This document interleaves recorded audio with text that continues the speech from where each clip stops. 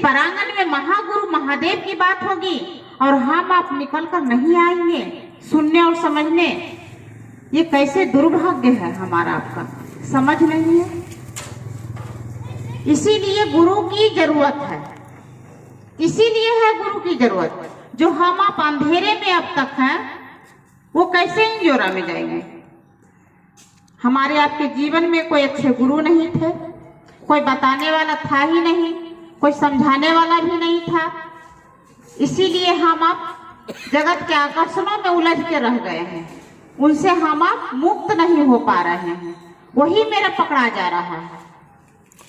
इसीलिए साहब इतना सुंदर उपाय बताए कि आओ चले शिव की ओर।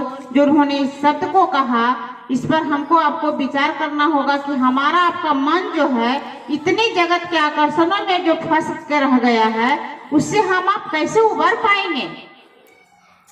24 घंटा तो हम आप दिन रात भाग भाग करते हैं अपने संसारिक के ही सुख के, लेकिन उसी समय में, उसी पल में निकालना है, उसी समय को निकाल करके मन को केवल देना है गुरु के प्रति। बताइए ऐसा किसी ने कोई बताया था आज तक?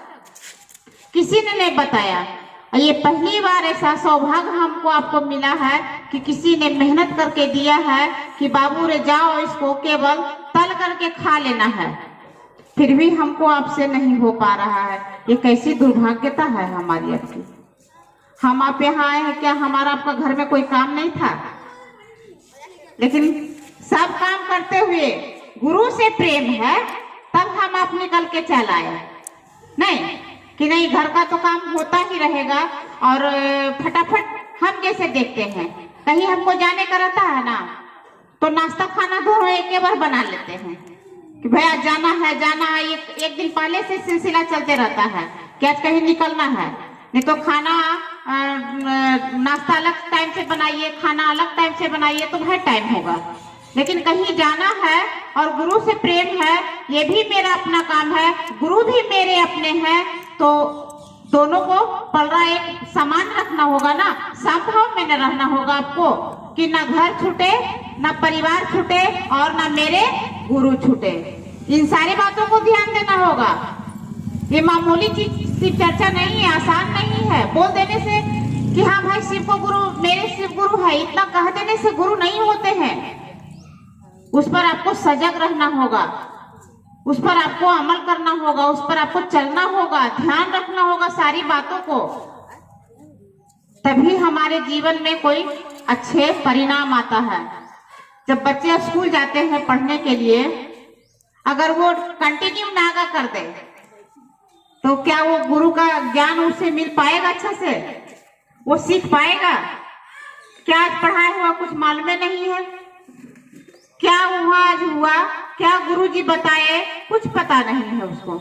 लेकिन जो कंटिन्यू जा रहा है, समय से जा रहा है, समय से आ रहा है, बताइए उसका नॉलेज कितना है कि एक दिन पढ़ करके एक अच्छे माँ बाप का रोशन करता है, अपने गुरु का भी नाम रोशन होता है और एक अच्छे मुकाम पे पहुंचता है और अपना उसका एक जीवन का भी एक नया शुरुआत होता है।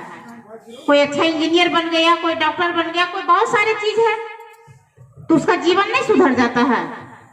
और जो बच्चा नहीं पढ़ता है वो कहाँ चल जाता है? देखिए यार, हम आप नजर दौड़ा कर देखिए कि क्या हो रहा है। जरा सा लापरवाही के कारण हम आप कितने पीछे चले जाते हैं। इन सारे हमारे आपके जीवन में गुरु सिखलाते हैं, इसीलिए गुरु की जरूरत है। साहब इतना सुंदर बात कह के गए हैं कि कुछ नहीं करना है, घर संसार को छोड़ना नहीं है, कहीं कोई धर्म की बंटवारा नहीं है। यहाँ सारे चीज करते हुए, जगत में रहते हुए, पूरे परिवार को देखते हुए महादेव महादेव करना है। आपको मात्र 3 घंटा समय देना है। हमसे आपसे 3 घंटा भी नहीं होगा, कैसे होगा?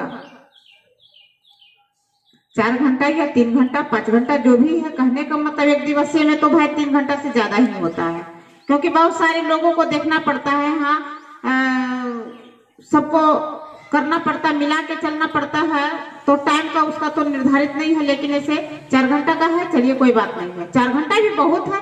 अगर 4 घंटा हम आप भी कंटिन्यू आ जाए तो बहुत बड़ी बात है। बहुत कुछ हम अब सीख के जा सकते हैं, बहुत कुछ लोगों को सिखा के जा सकते हैं। ये चर्चा है क्या? सुनो और सुनाओ, इसी से ना ज्ञान बढ़ता है। 3 सूत्र में बहुत कमाल का ये है दीदी, आप घर में भी रह करके, बाहर में भी रह करके, कहीं भी रह करके केवल मन का ही तो भाग खेला है। मन से ही गुरु से दया की याचना कर सकते हैं कि हे शिव, आप मेरे गुरु हैं, मैं आपका शिष्य हूँ, मुझ शिष्य पर दया कीजिए। एक बार ये मन से तो आवाज तो आए, निकले तो अपने गुरु के लिए, तब देखे कि होता क्या है। गुरु बड़ा कमाल का है दीदी, बहुत कारगर गुरु है ये, नाम का नहीं है ये गुरु, बहुत कारगर गुरु है। ये आपको ऐसे उंगली से पकड़ के खींच के वो मुकाम पर पहुंचा देगा कि पता भी नहीं चलेगा। लेकिन कब? जब उसको अपना बनाइएगा तब, अपना का भाव दीजिएगा तब। बोल देने से तो नहीं होगा, स्कूल में नाम लिखाने से नहीं होगा, गुरु का आदेश पर खड़ा रहना होगा, तभी आप एक अच्छा शिष्य बन सकते हैं।